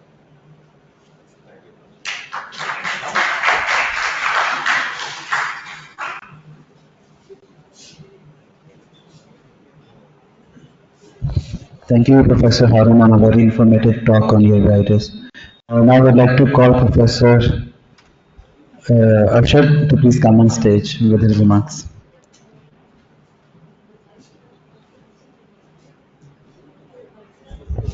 थैंक यू डॉक्टर सामा मंजूर, बड़ा अच्छा आपने स्टेज को संभाला और बड़ा अच्छा कंडक्ट किया। एक दो ऑब्जर्वेशंस मेरी थी यहाँ की प्रेजेंटेशन से। मैंने 96-97 में LRBT में काम किया है। तो थिएटर में एक पॉलिसी होती थी काजी साहब की कि कोई असिस्टेंट फीमेल नहीं हो सकती। तो ये पॉलिसी आई होप के शायद आज भी एप्लीकेबल है, लेकिन जो प्रेजेंटेशन मैंने देखी हैं इसमें थोड़ा सा ये है कि अदरवाइज आप देखें तो हर जगह पे फीमेल डोमिनेंस आ रही है। फिर आप देख लें तो मोर देन 70% स्टूडेंट्स हैं, और पोस्ट ग्रेजुएशन में भी आप देखें तो नंबर ऑफ जो फीमेल स्टूडेंट्स हैं दे आर मोर एडवांसिंग। लेकिन आई डोंट नो कि इस प्रेजेंटेशन में क्या ऐसा था कि किसी फीमेल को मौका नहीं दिया गया। तो ये या तो डॉक्टर काशिफ की कोई पॉलिसी है कि उन्होंने प्रमोट किया है मेल्स को, या वेल आई होप के नेक्स्ट प्रेजेंटेशन में इंशाल्लाह फीमेल को भी इतना ही शेयर दिया जाएगा प्रेजेंटेशन में जितना फीमेल्स को। तो रिजल्ट जो हैं वो बड़े सब लोगों की प्रेजेंटेशन बहुत अच्छी थी। सबसे अच्छी जो चीज़ किसी भी केस में होती है वो आप लोगों के ख्याल में क्या होती है? आप लोगों की सब चीज़ें अच्छी होती हैं, लेकिन सबसे जो बेहतरीन होती है that is the treatment. Outcome क्या है पेशेंट की? पेशेंट भी उसमें खुश होता है, आप भी सेटिस्फाई होते हैं, और अल्लाह ताला भी इससे खुश होता है। तो अल्हम्दुलिल्लाह आप लोगों ने जो केसेस यहाँ पे पेश किए वो well attended, well investigated, well managed and outcome उनकी माशाल्लाह एक्सीलेंट। तो ये इसके लिए आई होप कि सबको ये फैसला करना कि कौन नंबर 1 है नंबर 2 है ये बड़ा मुश्किल था हमारे जजेस के लिए। सारे केसेस A1 थे, लेकिन 1, 2, 3 वो थोड़ी सी फ्रैक्शन ऑफ मार्क्स के डिसाइड करना पड़ता है। तो अब मैं अनाउंस करता हूँ उस लिहाज से प्लीज़ आप लोग आ जाएंगे। काजी साहब, प्रोफेसर शबाना, हारून साहब, भट्ट साहब आ जाएं please. Doctor Kashif please come on the stage.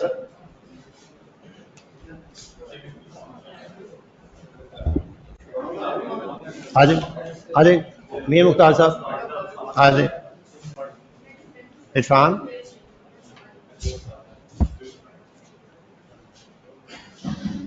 Number 6 पे हैं doctor Usama, please come on the stage. Certificate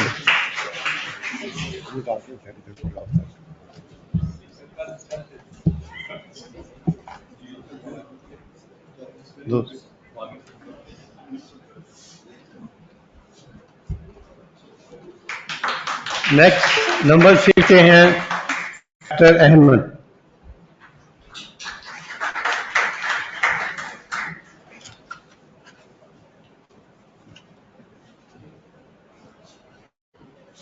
number 4 पे हैं डॉक्टर अब्दुल्ला।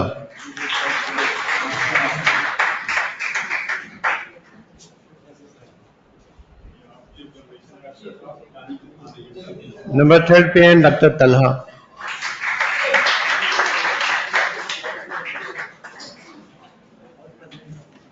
ये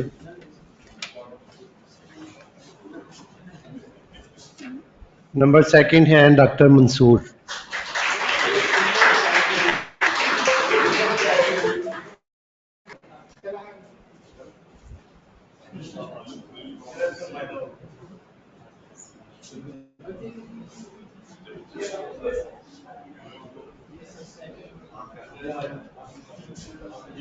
फर्स्ट नंबर पे हैं डॉक्टर अवैस।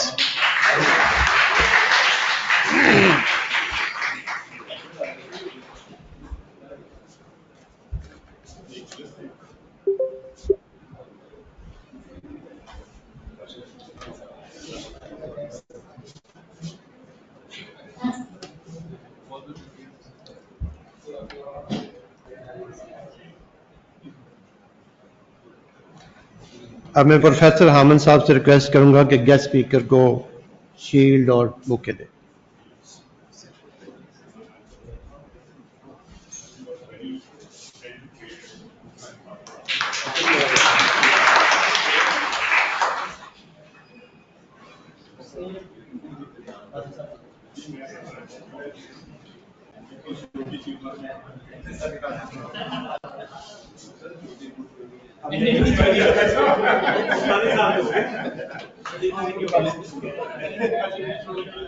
काजी साहब को जी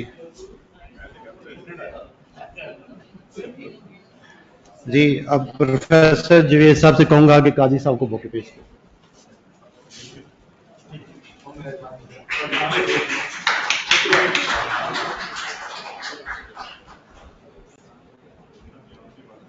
अब प्रोफेसर हारून से रिक्वेस्ट करूंगा कि हमारे बहुत मोहतरम प्रोफेसर हामद भट्ट साहब को बुके पेश करें।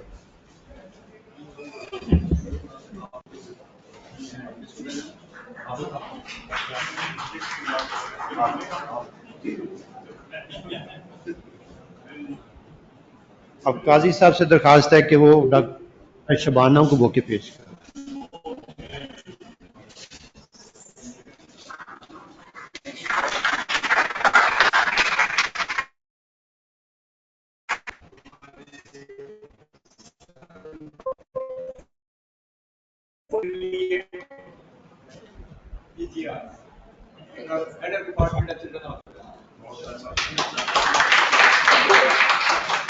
इन प्रेजेंटेशन के साथ और बहुत सारे जो लोग इन्वॉल्व होते हैं उसमें सबसे ज़्यादा इम्पोर्टेंट आप लोगों के लिए खाने का बंदोबस्त करने वाले लोग होते हैं।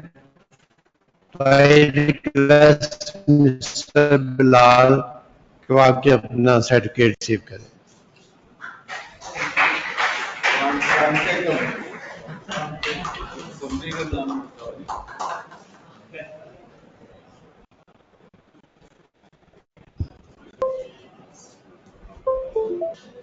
मैं प्रेसिडेंट डॉक्टर जावेद चौधरी से कहूँगा कि ये प्लीज सब करवाएं।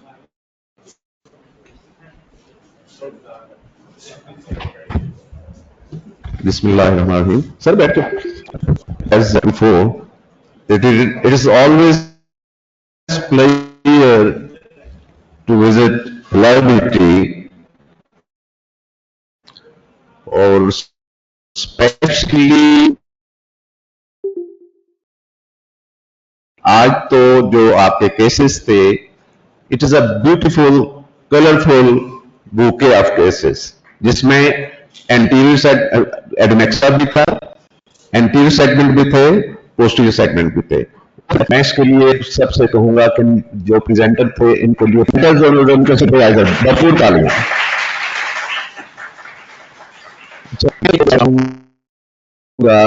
वो आपने सबने इसमें अच्छा खासा काम किया हुआ है। पहला केस था जीरो डरमन, उसमें आप लोगों के लिए, मैं यंगस्टर्स के लिए, आप लोग माशाल्लाह मुझसे ज्यादा नॉलेज वाले हैं, हमेशा याद रखें this is only one of the very few conditions जिसमें यंग एज में, वेरी यंग एज में जो कार्सिनोमा होता है।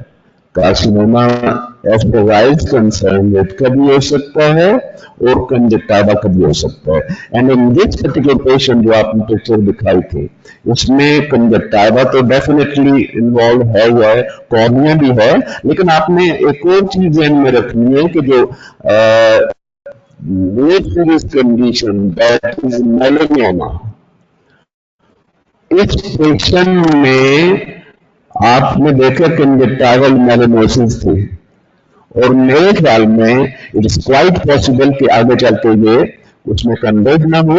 उसको आपने हमेशा फॉलोअप पे रखना है और प्रेफरेबली उसकी वैक्सीनेशन कर लेना ज्यादा बेहतर है। टॉक्सो वाला तो toxoplasmosis is still the leading cause of uveitis।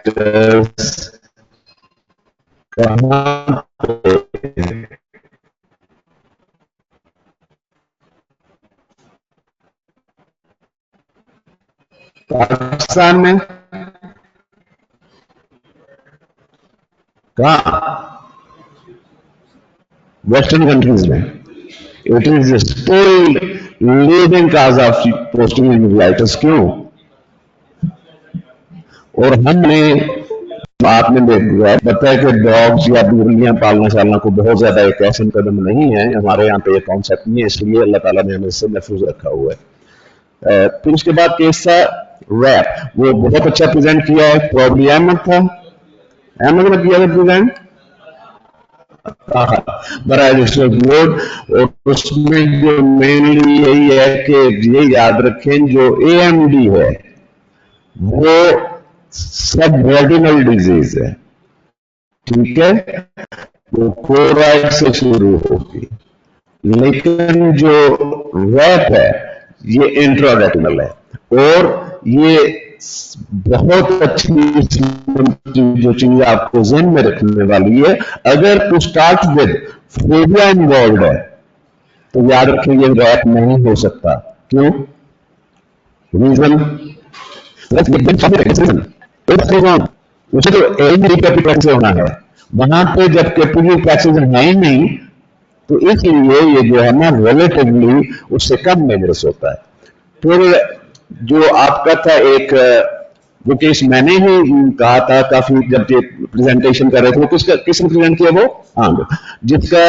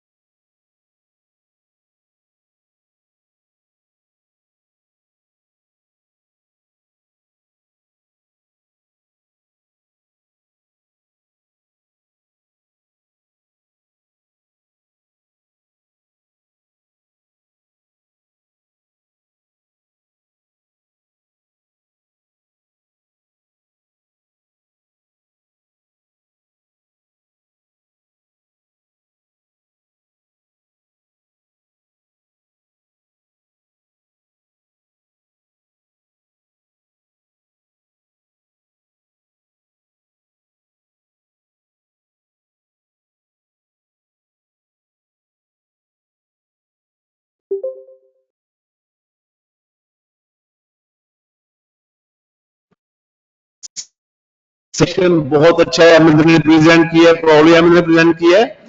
अब जो चीज एक चीज इनमें रखनी होती है मार्फन सिंड्रोम में कि सिर्फ हमने स्क्लेरो फिक्सेशन नहीं करनी, अगर हम एक भी छोड़ दें इतना बड़ा अर्ज नहीं कि दूसरी कॉम्प्लिकेशन पहले देखें, क्योंकि मार्फन सिंड्रोम में आपकी जो फाइब्रस टिश्यू है वो भी एट फॉल्ट है। अब कैसे पेशेंट बिहेव करेगा इट इज डिफिकल्ट टू से। फिर उस मार्फन सिंड्रोम में आपको पता है कि it is one of the conditions, अगर आपको पहले कोई प्रीडिस्पोजिंग मिल जाए अटैचमेंट का, तो इसमें लाजमी आपने जो है ना पहले प्रोफाइलैक्टिक लेजर शेजर करना होता है, क्योंकि जब डिटैचमेंट हो गई तो फिर उसको रिपेयर करना मुश्किल हो जाएगा। इसलिए इट इज वेरी इंपॉर्टेंट कि स्क्लेरल फिक्सेशन करने से पहले ये सारी चीजें देख लें कि स्क्लेरल फिक्सेशन उसके लिए सुना भी या नहीं। That's very important. कर रहा था जो हेप्टिक है वो आई डू कि उसमें जहां से आपने उसको स्टेरलाइज किया है, जहां पे उसने आपने कॉटरी की है, मैं वहां पे डीप निक इसका निक दूंगा स्क्लेरा में। स्क्लेरा यहां पे इतना थिक नहीं होता है और इतना थिन नहीं होता है, जिससे अगर हेप्टिक की प्लेसमेंट में मसला पेश आ रहा है, क्योंकि यहां पे मैंने एक पेशेंट देखा था यहीं पे उसका जो है हेप्टिक जो दोनों उसको इरिटेट कर रहे थे कंजक्टिवा के नीचे, तो उसको ये किया जा सकता है कि उसको निक दे के स्क्लेरा में उसको वहां पे प्रेस करें, ऊपर स्टिच लगा दें, वो हीलिंग हो जाएगी, बाद में स्टिच उसको आउट कर दें। इट्स माई ये मेरा मैं इस तरह सोचता हूं, लेकिन जरूरी नहीं कि आप भी इस पे सोचें, लेकिन सोचना तो बड़ा चाहिए, ठीक है। फिर आयरस सिस्ट जो है बहुत अच्छा केस था, it's really it is good. इसमें मेरी जो एक एग्जाम्पशन है, आपने बताया था कि इसको हिस्ट्री ऑफ ट्रॉमा है, किसने प्रेजेंट किया था केस? ब्लंट हिस्ट्री थी, ब्लंट ट्रॉमा की, कोई उसमें तीर तो नहीं था,